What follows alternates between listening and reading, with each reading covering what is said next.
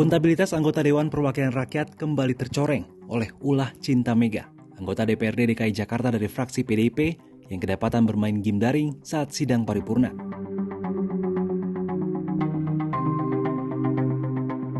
Perilaku tak etis anggota DPR atau DPRD ini bukanlah hal baru. Sebelumnya sudah beberapa kali anggota Dewan menghadapi persoalan serupa. Tak heran jika lembaga yang diamanatkan untuk mewakili suara masyarakat justru menjadi salah satu lembaga terkorup di Indonesia. Video Cinta Mega bermain game daring itu beredar di media sosial dan mendapat komentar beragam dari masyarakat. Namun rekan satu partai sekaligus ketua fraksi PDIP DPRD DKI Jakarta, Gembong Warsono membelanya dengan memberikan klarifikasi.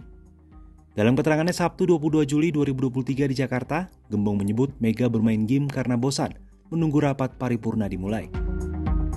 Dalam klarifikasi kemarin setelah kami panggil yang bersangkutan ada 3 hal yang disampaikan. Yang pertama bahwa jangka waktu, jadwal dan pelaksanaan rapat paripurna itu tenggangnya jauh. Jadi jeda untuk menunggu itu sangat lama. Karena lama maka dia jenuh. Nah, jenuh. Karena jenuh maka yang kedua dia melakukan main game. Jadi main game bukan main slot. Slot itu apa saya juga nggak tahu. Dan beberapa anggota kita undang untuk kita diskusikan atas klarifikasi yang kemarin disampaikan oleh yang bersangkutan. Jika kita kembali ke tahun 2006 silam, publik pernah dihebohkan dengan kasus beredarnya video intim anggota DPR RI fraksi Golkar, Yahya Zaini dengan penyanyi Maria Eva. Akibat skandal tersebut, Yahya Zaini mengundurkan diri sebagai anggota DPR. Namun hebatnya, Yahya Zaini kembali terpilih sebagai anggota DPR usai lolos di pemilu 2019. Kasus viral anggota DPR juga pernah terjadi 1 tahun silam, tepatnya Januari 2022. Saat itu, anggota DPR RI fraksi PDIP Arteria Dahlan kedapatan memakai plat nomor palsu berlogo Polri di mobil-mobil miliknya. Atas perbuatannya, Arteria hanya diberi sanksi peringatan oleh PDIP dan menyatakan permohonan maaf kepada publik.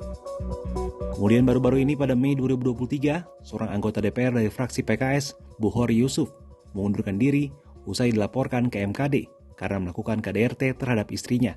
Kasus ini pun dianggap selesai oleh MKD karena yang bersangkutan mengundurkan diri.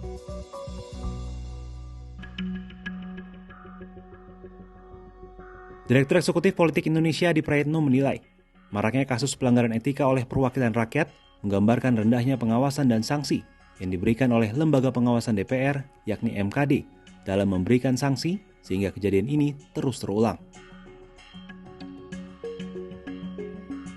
Saya kira ini menjadi pemandangan yang tidak etis, menjadi pemandangan yang tidak elok, karena seorang anggota dewan itu adalah mereka yang mewakili rakyat. Jadi dalam keseharian hidupnya, dalam rapat-rapat yang menurut saya selalu dilaksanakan oleh forum kedewanan, itu harus disikapi dengan serius, fokus, dan hanya berpikir untuk rakyat, hanya berpikir untuk Jakarta misalnya. Jangan sampai di tengah rapat justru oknum anggota dewan malah sibuk main game, sibuk untuk urusan-urusan yang tidak ada kaitannya dengan kepentingan rakyat.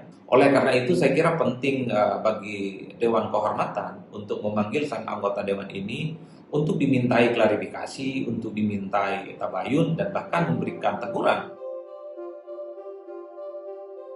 Selain persoalan pelanggaran etika, nyatanya anggota DPR atau DPRD juga tercatat sebagai lembaga yang memiliki jumlah tersangka korupsi terbanyak oleh KPK.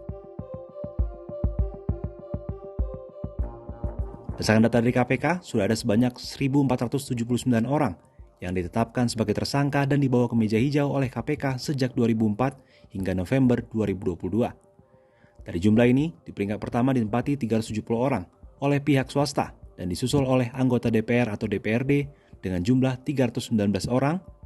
Ada 163 wali kota dan bupati maupun wakilnya yang menjadi tersangka. Rentetan kasus pelanggaran etika dan korupsi yang terjadi pada anggota DPR atau DPRD ini tentu menjadi alarm bagi masyarakat untuk bisa lebih selektif dalam memilih wakil rakyat. Apalagi pemilu 2024 sudah di depan mata. Tentunya rakyat sebagai pemegang mandat tertinggi di pemilu haruslah bisa memilih dan memilah siapa saja wakil rakyat yang memang pantas untuk menduduki kursi parlemen agar bisa menyuarakan kepentingan rakyat, bukan hanya pribadi dan golongan.